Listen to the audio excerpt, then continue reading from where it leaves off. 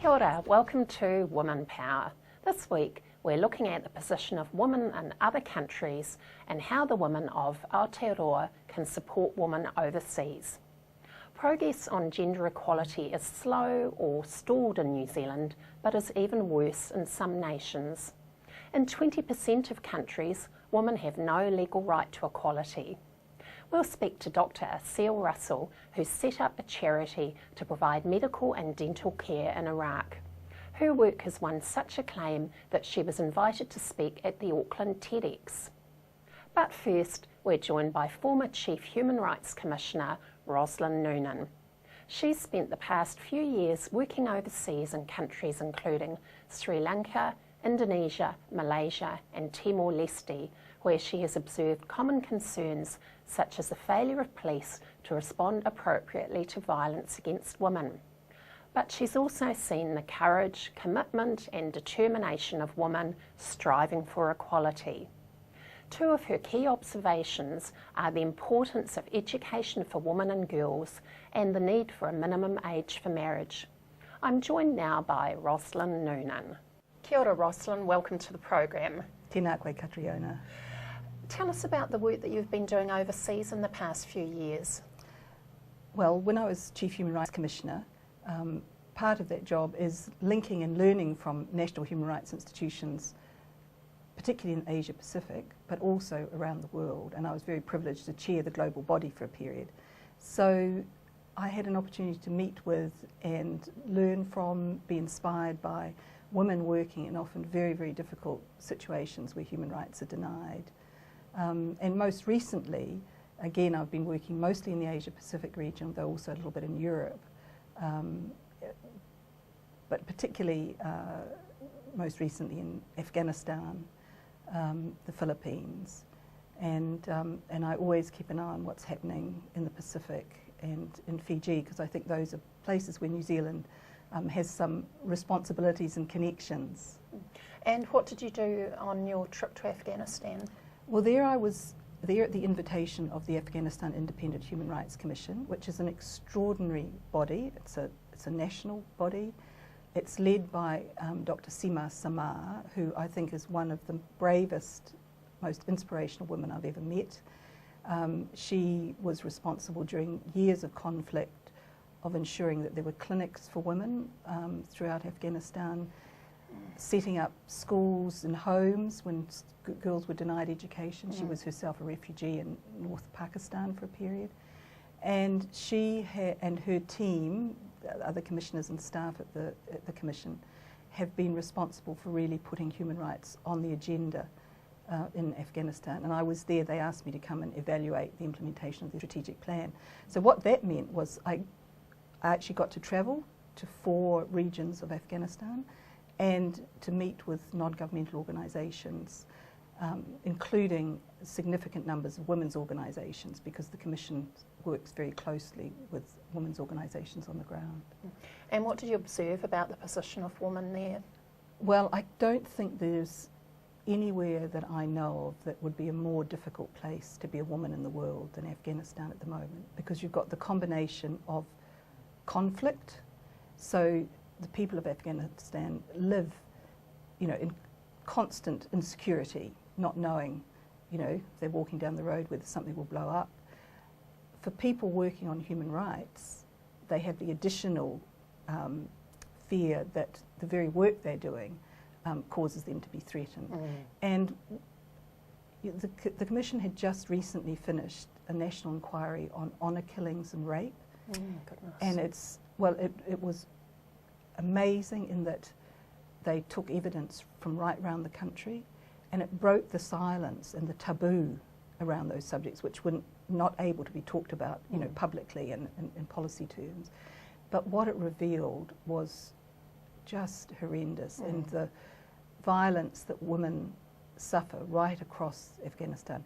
The positives are that as a result of women's organisations and the Commission particularly, obviously with support from the international community, there's begun to see the development of women's shelters.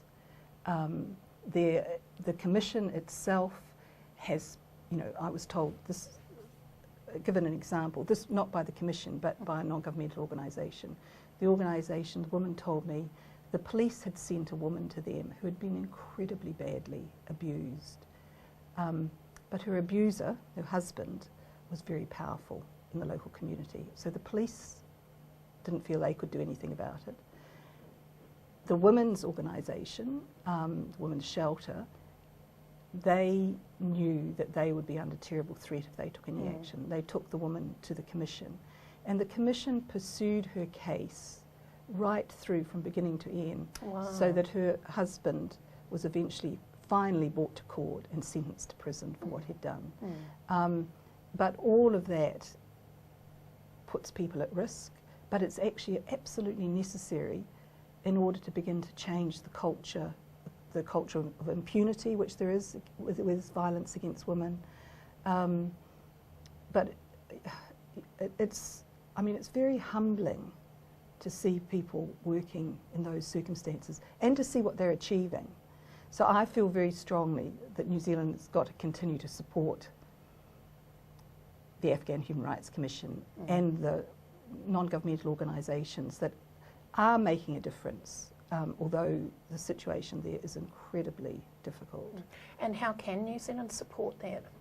Well, I think that at the very basic level, we've had troops in Afghanistan, and I heard some good things about our troops. I met one woman governor in Afghanistan is in the Bamiyan province, which is where our troops were based. And also the current executive director of the Afghanistan Human Rights Commission, he was originally in Bamiyan, in the regional office there, and he said the New Zealand troops were terrific when there were serious human rights abuses at going with him, to help him detain or take action in terms of the people that were there. So we're pulling out our troops, but we need to continue our other support, the development aid, the support that we've been putting into the Afghanistan Human Rights Commission. I'm worried that the international community is thinking it's all too hard, leave them to themselves. Actually, when you look now at how many girls are in school, and when I was in Kabul and Herat, big cities, to see the girls coming out of school at the end of the day and, chatting away to each other, and obviously, just like girls everywhere. Now, I know that there's a big difference between the cities and the rural areas, but a lot has been achieved for women, and it's vital that the international community insists that women's issues be on the agenda in any peace settlement, and that continue to put support into the organisations that are actually, working, the Afghan organisations that are working for human rights. And you've also been working in the Philippines? Yes, and I think that raises some other issues, because in the Philippines you've got a lot of amazing women in very high positions. What you see there is, and I think again, this is lessons that we can learn. What you see there is the consequences of extreme inequalities. And so the women who come from either from very, the very wealthy families who end up as presidents, or the women who come from pretty privileged families and go to university, become lawyers and so on, they are able to fill senior positions. They might come up against some discrimination, but it's not be more like New Zealand. There'll be a sort of a glass ceiling, but it's not. It'll shift. But for the very great number of women who come from poor communities, they're where there's, because of the great inequalities, the opportunities are incredibly limited. They're the ones who are really suffer all of the consequences of discrimination against women. And it was interesting, I was looking at a study that had been done just 2 or 3 years ago, a survey, again, the sort of things that we do in New Zealand, and it showed that the women who were most subject to sexual abuse, physical abuse, etc., were those in low-income families in the most insecure and precarious situations. So I think one of the lessons for us, as we see inequalities deepening in New Zealand, is that if we do, we'll see more and more women really disenfranchised and disadvantaged, and we need to recognise that there's not, we need to be tackling economic issues if we want equality, true equality for women. And the precariousness for some of those women in the Philippines,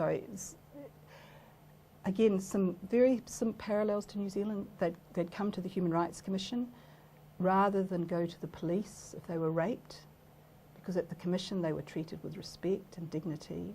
The police still had quite a long way to go. And the women, for example, whose men went overseas as migrant workers and then no money ever came back, what happens to them and their children? There's a lot of these issues are quite complex, but it's not just about getting women into senior positions. And just quickly, what can New Zealand women do to help support women overseas? Well, actually there's quite a lot we can do, and there's quite a lot we can learn from them at the same time. I mean, it's a two-way thing, it's not a one-way thing. And here, for example, I think being a member or contributing to organisations like Amnesty International New Zealand's actually got an appeal out at the moment which is aimed at supporting women activists in Afghanistan. Oxfam supports women's organisations in Fiji that have been so brave and critical to both supporting women but also monitoring and documenting human rights abuses of the regime, the military regime there. The service organisations like Business and Professional Women's and SONTA and so on, they have links and programs in the Pacific.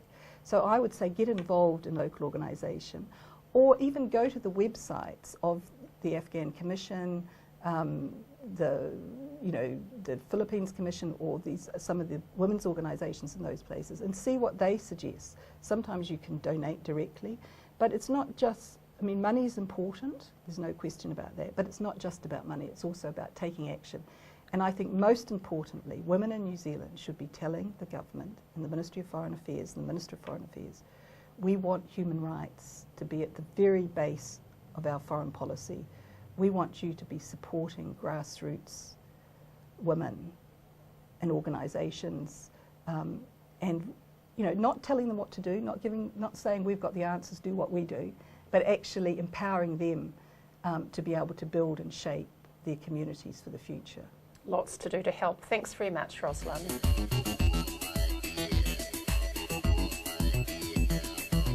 Now it's time for the Women Power fails and wins.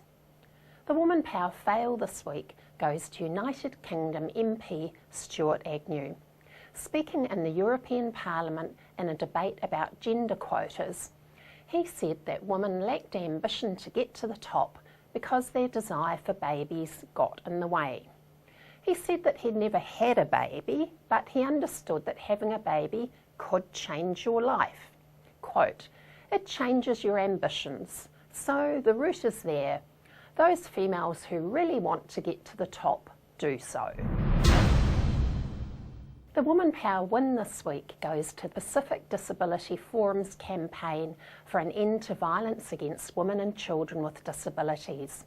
The Forum is focusing on the campaign during the 16 days of action against gender-based violence, which began on 25 November.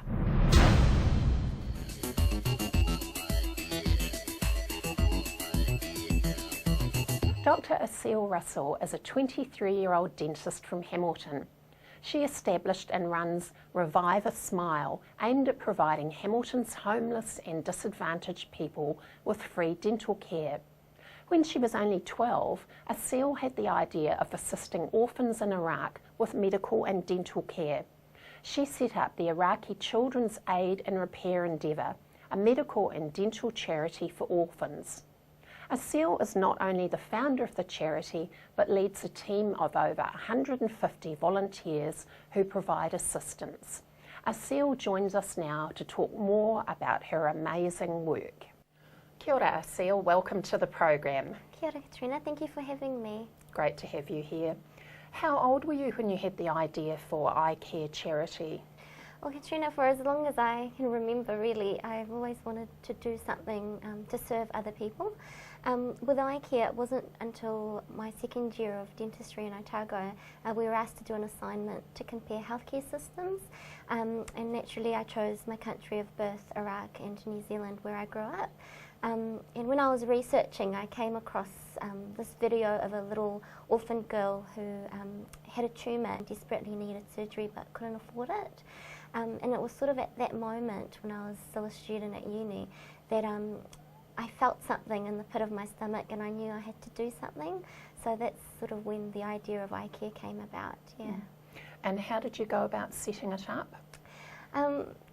ICARE took a very long time to set up, but really it literally started with a bake sale at university. Wow. Yeah, and a cookbook that I put together with my mother and a few friends. And our goal was to sell the book and do a bake sale to raise funds for this little girl that I came across in my research.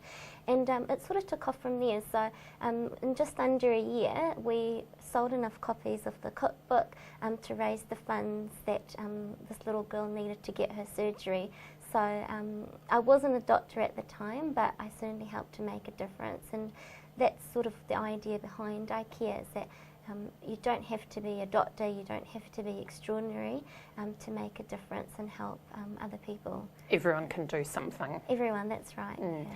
And what does ICARE actually do? Yep, so ICARE stands for Iraqi Children's Aid and Repair Endeavour.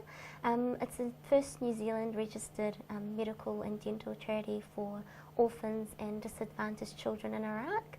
And basically it provides medical aid and funding to help provide surgeries for children over there, yeah.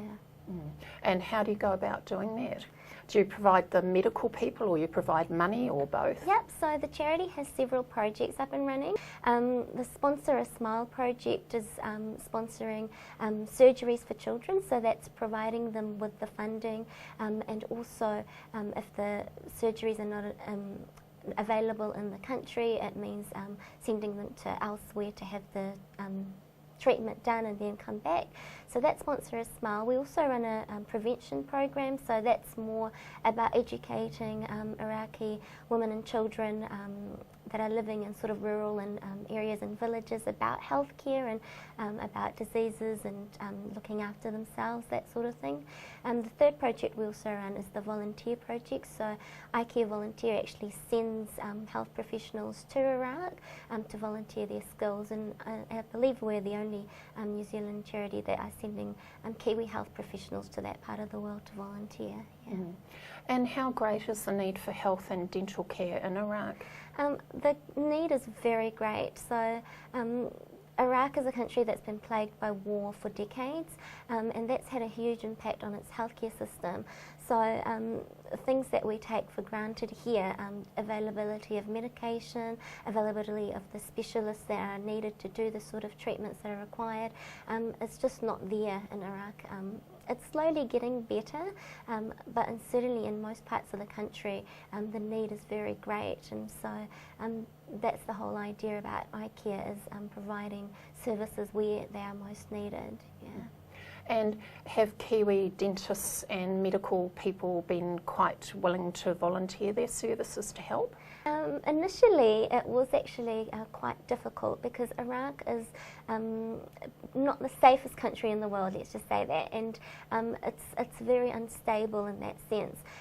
But with time, when we have set this up, people have been more willing, and certainly, I mean, earlier this year, we usually go December, January period, we did have a group of health professionals travel over there and volunteer their skills, and we work in hospitals and we in areas that are relatively safe compared to other parts of the country, yeah. Mm. How many people has ICARE helped since it's been going? Yeah, so it's actually been quite incredible. The charity's only been running for about 3 years, so we got it up and running in 2010. And since that time, we've actually helped hundreds of Iraqi people.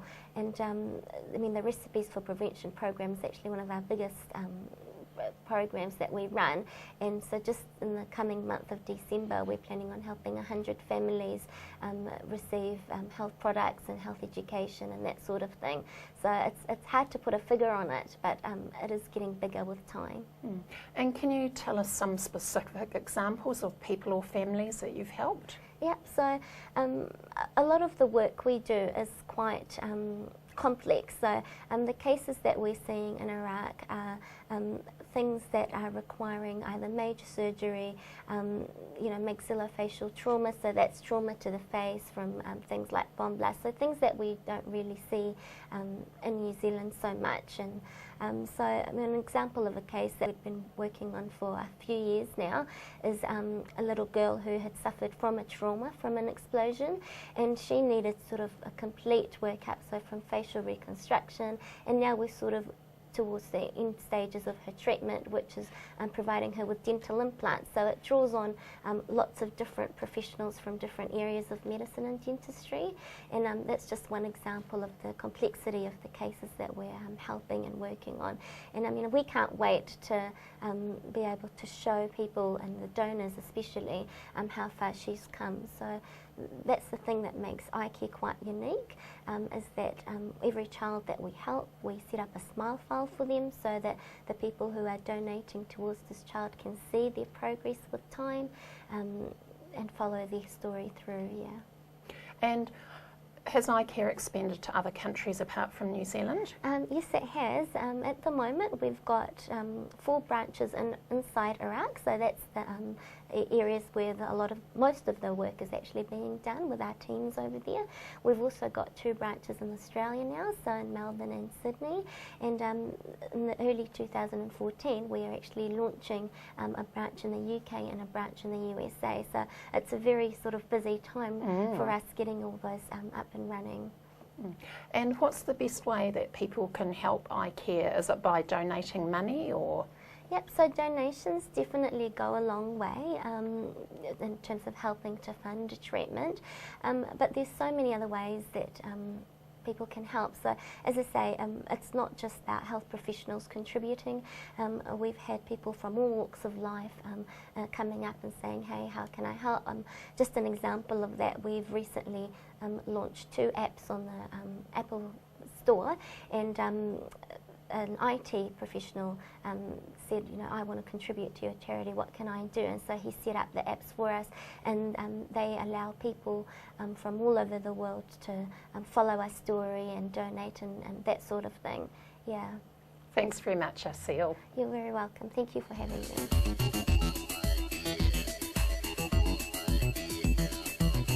Now it's time for News of the Week.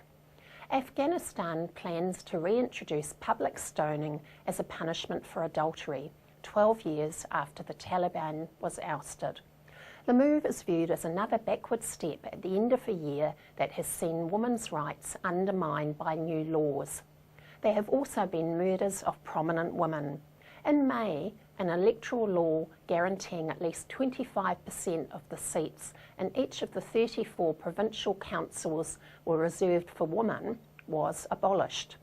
And a long-awaited law setting penalties for rape, child marriage and the giving of girls to resolve disputes has not been ratified. The former lead singer of British rock band Lost Prophets has pleaded guilty to multiple sexual offences, including trying to rape a 1-year-old baby. He recorded footage of himself performing a sex act on a child and persuaded a female fan via Skype to abuse her own child. He earlier furiously denied the offending. Legal experts and non-governmental organisations in Timor-Leste say that domestic violence laws are failing to reduce rates of violence against women.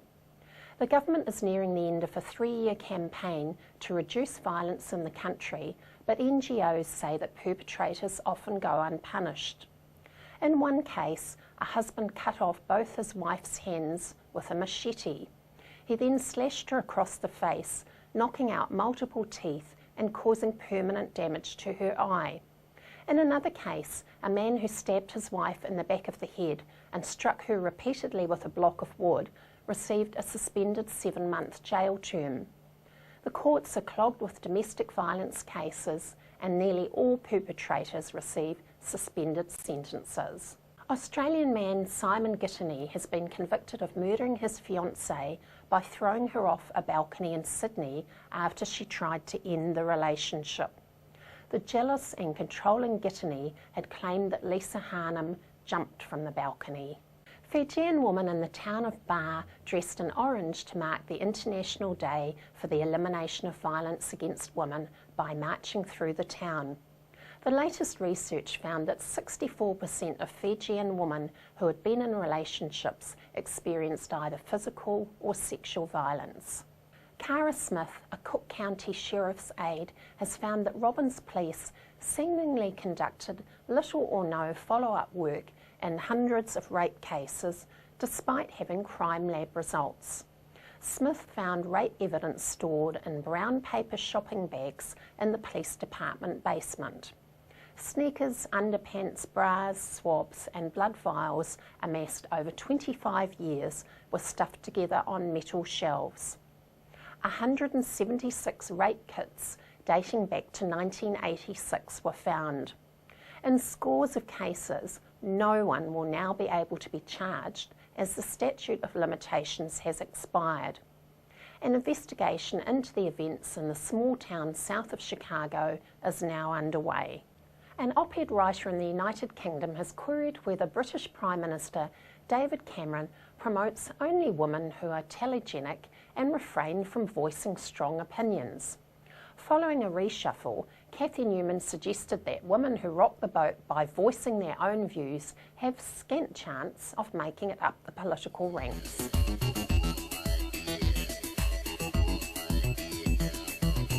Now it's time for this week's 5 action points. Lobby the government over foreign policy issues. Provide financial and other support to Oxfam and similar agencies. Donate to ICARE. Tutor refugees in English to help them adjust to New Zealand. Volunteer with an immigrant support group and help women immigrants to adapt to New Zealand.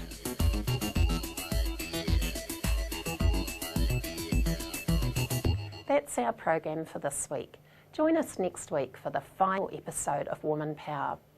We'll have a number of short interviews about actions needed to improve the position of women in Aotearoa. We'll also talk about why animal rights are a feminist issue. Thanks for watching. Ka kite anō.